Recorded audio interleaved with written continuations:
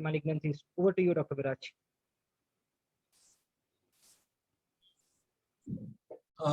So thank you, Dr. Vijay Agarwal and the organizers for having me here. So I was asked to speak about practice-changing abstracts for colorectal cancers, which were presented in this year's ASCO. Now, there were about 70 oral presentations in this year's ASCO, and I had to select just 3 or 4 because of the time constraint. So these are strictly my decisions to select these, not necessarily the most important for you, but this is what I thought. So I'm going to discuss Keynote 177, the Panama, the Kronos, and the Destiny. They've all been discussed by the previous speakers. I will not go in detail, but just give you my snippets that how do I take them into clinical practice. So the first one is Keynote 177 and very well presented earlier today. It was pembrolizumab first line versus chemotherapy plus targeted therapy, first line in MSI high and CRC. And in this year ASCO, we had an updated overall survival presentation, which was numerically better as compared to giving chemo, despite 60% of them getting a crossover. However, statistically missing the margin by 0.3. So what is my take on that? So I'm going to give verdict in these 3 formats. Is it a relevant question? Definitely yes. We know MSI high colon cancer have very poor prognosis once they metastasize, and they have very suboptimal response to standard chemotherapy plus target therapy, what we have today. And we know that immunotherapy works very well in subsequent lines, so it was obvious that they should be pushed up to the first line. Is it practice changing? Yes. If tomorrow patient comes to office, I will definitely offer first line if it's MSI high CRC. There is a doubling of progression-free survival, which was shown last year. And there is a trend towards improved OS despite mentioning a lot of patients crossing over. Although I would have loved everybody should have crossover, but we know today's randomized trials, they miss some of the patients getting the better drug later on. This again further confirms that if a patient of MSI high and CRC is there, giving them standard chemotherapy is just 30% response rate, which is far lower than what you would expect with FOLFOX-Bev or FOLFOX-cetuximab, which we know is around 50 to 70% range. But if you have MSI high, it is just 30%. Further suggesting that this subgroup is distinct biological and needs a different strategy. I heard somebody mention this point that 30% of patients did have a rapid progression, also called probably somewhere hyperprogression on pembrolizumab, and you wouldn't want to risk them in the first line.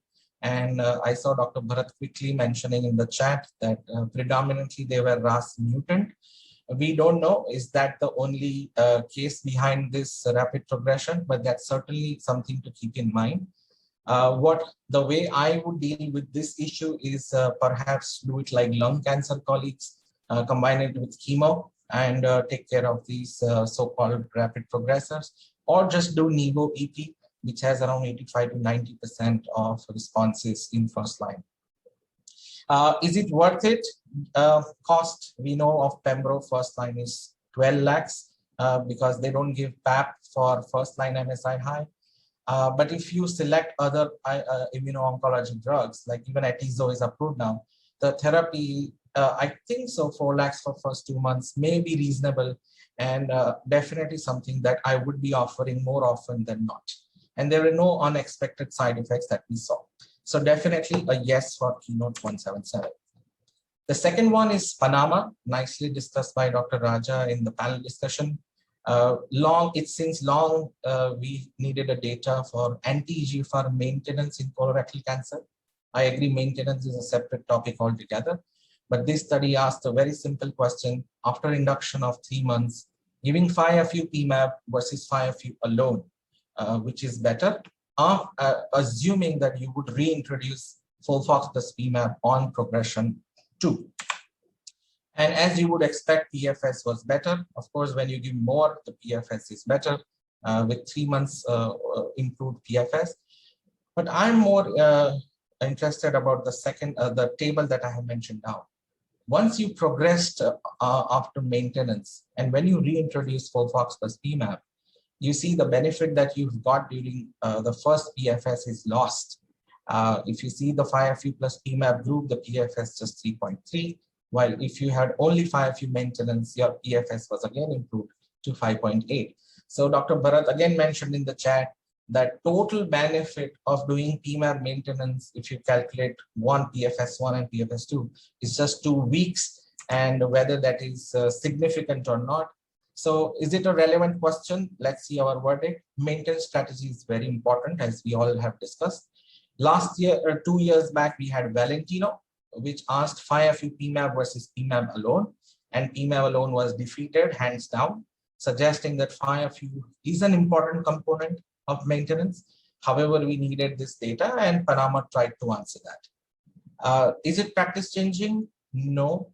Although I must admit, I have done few anti-EGFR maintenance in my practice, but the toxicity far outweighs this small benefit that we see. And also we would have loved observation arm alone, like in Optimox strategies. None of these newer trials, except the Focus 4, which had observation alone arm.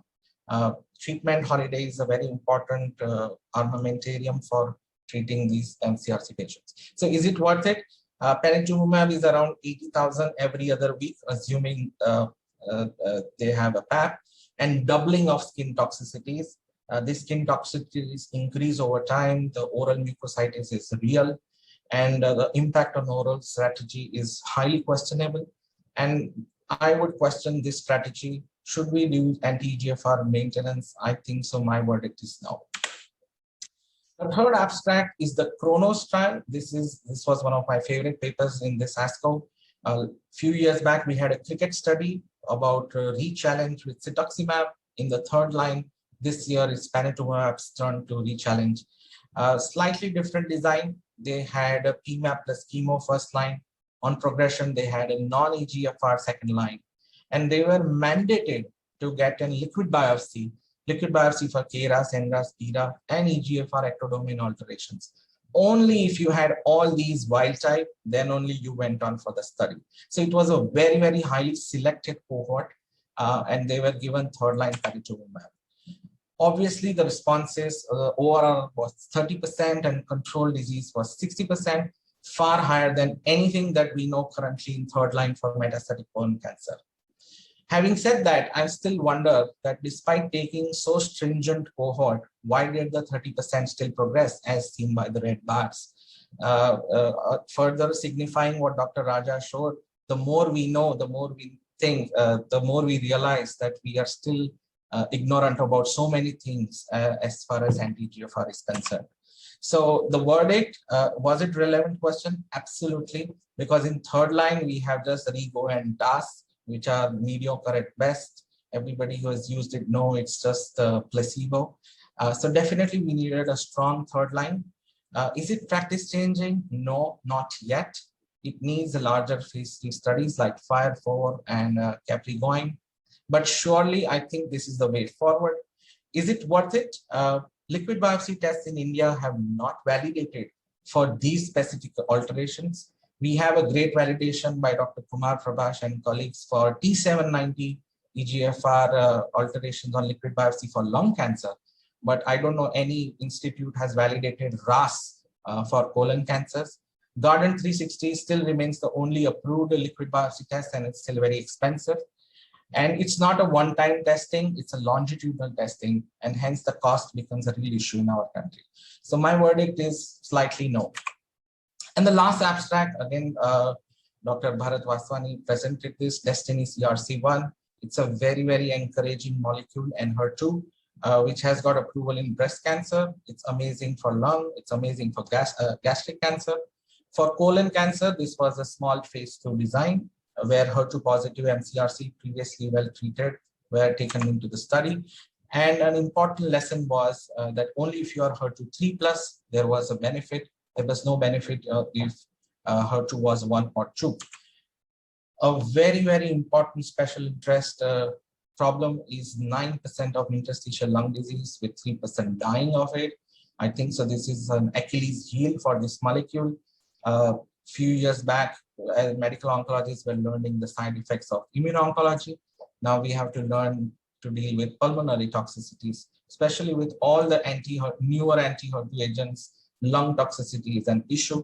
So if you compare this trial of Destiny CRC with other anti-HER2 targeting agents for colon cancer, as you can see, it was better than every other, like lapatinib, pertuzumab data.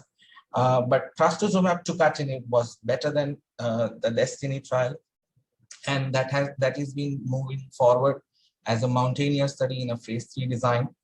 But apart from that, it is well above trastuzumab or trastuzumab.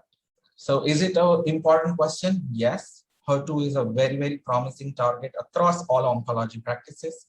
And now more and more we are testing HER2 either on day 1 or on relapse in colon cancer. So it is a definite subgroup. It's about 5 to 10%. Is it practice changing? No, we still need larger studies. 50 patients is not enough. But, and I think other HER2 strategies like tucatinib is more promising. And I think so there will be 1 or 2 which will move ahead of Enhertu for colon cancer. Is it worth it?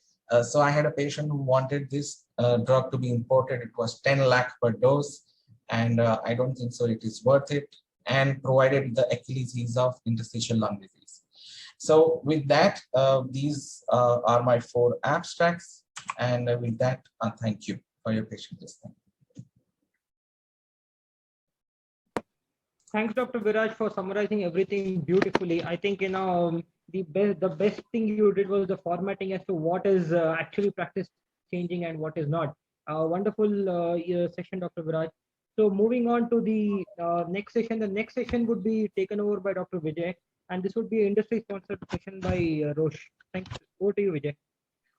Thank you, Aditya. Thank you, everybody. I think that was a fantastic